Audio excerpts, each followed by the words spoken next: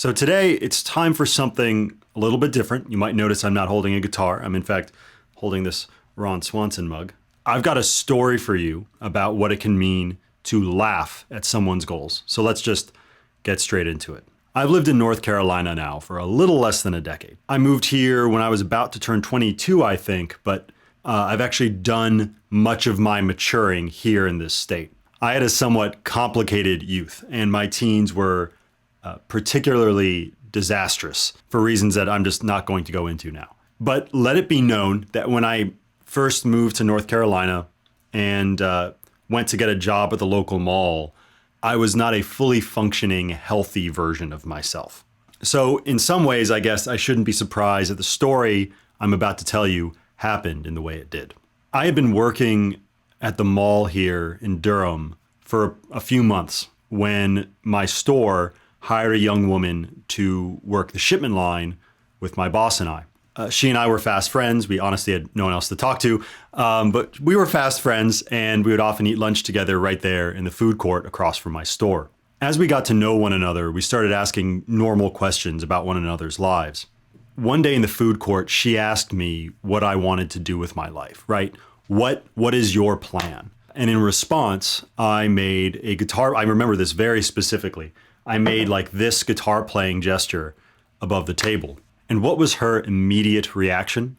A genuine, honest laugh of disbelief that contained absolutely no malice at all. She wasn't trying to be mean. It was just her genuine reaction to what I implied to her, or what she thought, I suppose, I had implied to her. It was as if she could not believe that I actually thought that I could make that happen for myself. Now, for the sake of context, and I think this context is important here, this young woman was a very attractive young woman that I really liked. She eventually moved up at her other job and stopped working at my store, and I think has now gone on to some real professional success, and I think more importantly, personal happiness. And I'm glad for her. I actually harbor no ill will towards her at all. I honestly think of her as a genuine, hardworking, decent person. But here is what really gets me now about that exchange. She didn't know a goddamned thing about me at all. She knew nothing of importance. She only knew the most basic, surface level stuff that I was willing to share. She didn't understand how hard it had been for me to just apply for my entry-level retail job at the mall, how hard it had been for me to get my driver's license. She didn't know how hard it had probably been for me to wake up that day. She didn't know anything about my level of grit, my capacity to learn new things, or about my work ethic in general. Her worldview filled in the blanks and painted for her a picture of me that was not only inaccurate, but really said more about her than it did about me at all. So what was the result, though? What was the result? I was effectively silenced. Now, she had no power to stop me from talking, but I sure did. I stopped talking about music completely. I did not discuss music with anyone that I didn't absolutely have to for years, including people I worked with for many years after that. What she didn't realize is that I was so damaged coming into that situation that her laughing at me in the food court once managed to shut me up completely.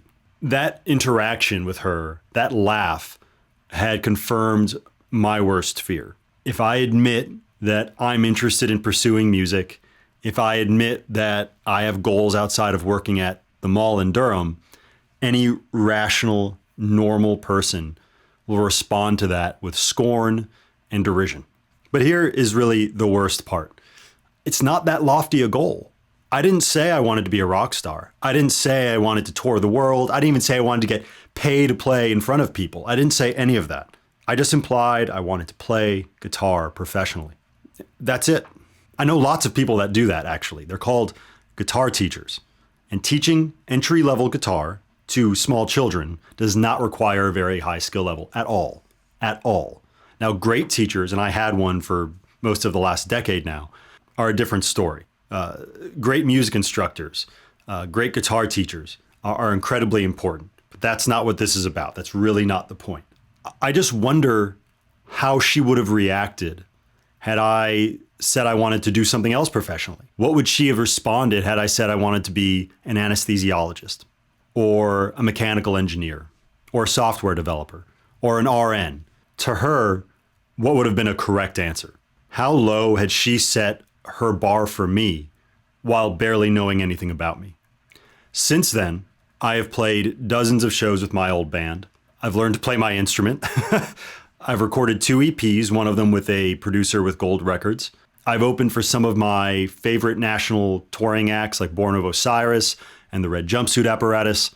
I've produced albums and EPs for other bands. I've interned at a multi-million-dollar recording studio that's actually not that far away. It's just kind of an industry secret. And I even eventually earned a degree from Berklee College of Music in music production. Today, I have a variety of possible professional options available to me in music if I choose to pursue them.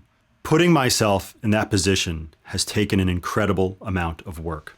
I purchased my first electric guitar when I was 22. I'm 31 now. I've done a lot in the last decade, and that's nothing to laugh at. But what's the moral of this story? We are all the pretty girl laughing at someone else's plans at some point in our lives.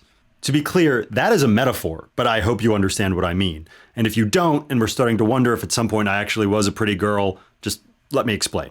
I was a damaged, mostly friendless mess when I confessed my most secret plan to someone that I desperately wanted to respect me. That person responded with scorn and indignation. As a result, it didn't just hurt, it actually changed the way in which I pursued my goals and the people that I kept around me. But the reality here is that I haven't always been the one being laughed at. Sometimes I've been the one laughing, or at the very least, rolling my eyes at someone else's goals and desires. We all have. We all get chances at some point to hear the desires and plans of people that want our respect. How we respond to hearing those confessions matters, not just to the people at whom we may laugh, but to ourselves. Don't put yourself in a position in which you have to wonder what you've taken out of the world by carelessly laughing or rolling your eyes at someone. Don't be a bad memory for someone who, for all you know, only really has bad memories to look back on. That moment in a mall food court has stuck with me now for almost a decade, no matter how well things have gone for me since. And I never, ever want to be that for someone else. Thanks for listening. Cheers.